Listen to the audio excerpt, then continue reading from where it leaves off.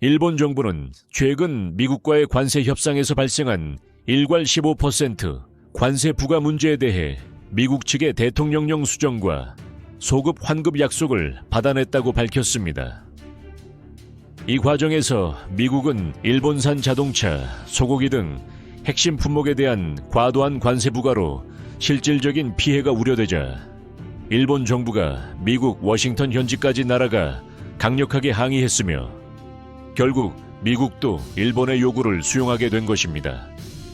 이는 일본이 국익을 우선시해 미국과 직접적인 외교적 마찰을 불사하면서도 궁극적으로는 자신의 산업과 국민을 보호하는 데 얼마나 강단 있는 태도를 보였는지 확인할 수 있습니다. 이와 비교하면 우리 대한민국 이재명 정부의 외교 현실은 처참하게 대조적입니다. 자신들의 소위 외교 노선은 중국과 북한에 지나치게 기울고 미국과의 동맹 협력보다 오히려 좌파 정치인의 이득과 중국 공산당의 입장만 챙기는데 열중하고 있습니다. 미일 갈등 와중에도 일본은 자국 이익을 지키기 위해 혼신을 다하는데 민주당 정권과 이재명 정부는 미국에게 뭘 해달라고 한 번이라도 제대로 요구한 적이 있습니까?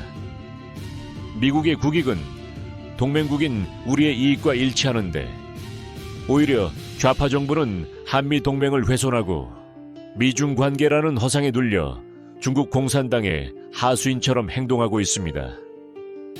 중국 공산당은 지난 부정선거 때 개입했다는 엄연한 의혹도 있는데 이재명 정부는 오히려 이런 중국을 감싸며 나라의 산업과 국민의 삶은 내팽개치고 있습니다.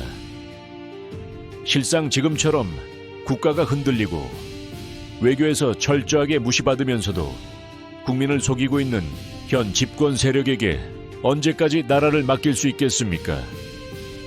일본처럼 미국의 동맹국다운 목소리를 내지 못하고 오히려 주적 중국과 북한에 굴복하는 이재명 정부에게 더 이상 대한민국의 미래를 맡겨선 안 됩니다. 가장 빠르고 정의로운 소식 저스티스 인포 꼭 구독과 좋아요를 눌러주세요.